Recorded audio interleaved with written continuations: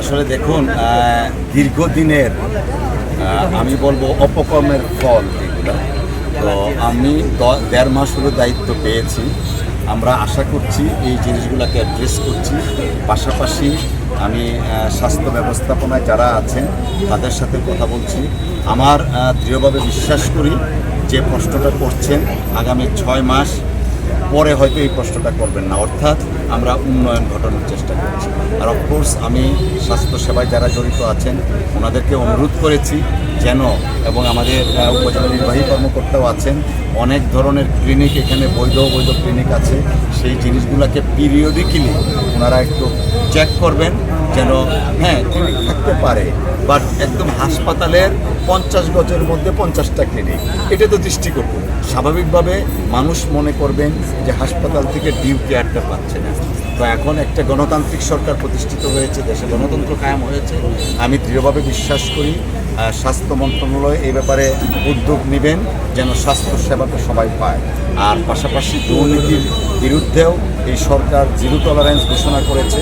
মাননীয় প্রধানমন্ত্রী উনি অনেক আগেই বলেছেন, এবং উপজেলা প্রশাসন থেকে তারাও একই কথা। আর আমি ব্যক্তিগতভাবে আগেও বলেছি, এখনও বলছি, জিরো টলারেন্স নীতি অবলম্বন করা হবে।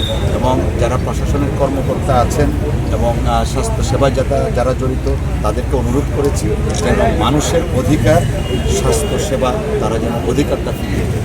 পানির সংকটের ক্ষেত্রে দেখেন, আমরা তো আগেই বলছি যে অনেক দিনের পুরনো অনেক সমস্যা আছে। তো আমি যখন আমার নির্বাচনী ক্যাম্পেইন করি তখন আমি দেখেছি পাহাড়ের নিচে যারা থাকেন, ক্ষুদ্র নিগোষ্ঠী অর্থাৎ গারো হাজং, তাদের পানিটা সবচেয়ে বেশি সমস্যা। সবারই আছে, বাট ওখানে সবচেয়ে বেশি সমস্যা। ইতিমধ্যে আমি জনস্বাস্থ্য মন্ত্রণালয়ের সাথে কথা বলে 40টা গভীর নলকূপ, 520 ফুট গভীর নলকূপ শুধুমাত্র গারো হাজংদের জন্য বরাদ্দ দেওয়া হয়েছে। আশা করছি কলমাকান্দা, দুর্গাপুরের 5টা ইউনিয়নের, যদিও এটা অপ্রতুল, তারপরে আমরা স্টার্ট করেছি। পর্যায়ক্রমে আমরা প্রত্যেকটা জায়গায় সুপেয় পানি ব্যবস্থা করার জন্য আমরা প্রচেষ্টা করছি। 1840 খ্রিস্টাব্দে প্রতিষ্ঠিত এই লাইব্রেরি, যদিও ইন্টারনেটে আছে প্রাচীন হিসাবে 1869, কিন্তু এটা 1840 সনে প্রতিষ্ঠিত এই লাইব্রেরি।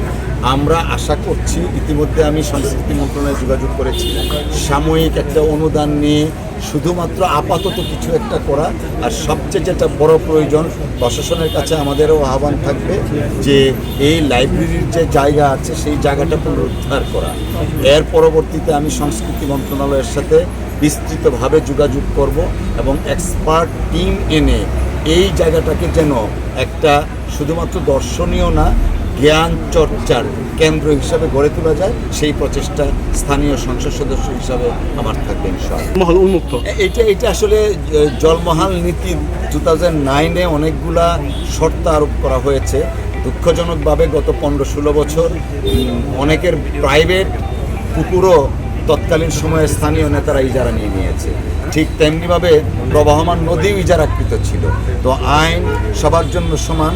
আমি যখন ভূমি মন্ত্রণালয়ের দায়িত্বে ছিলাম আমরা কিছু আইডেন্টিফাই করতে পেরেছি।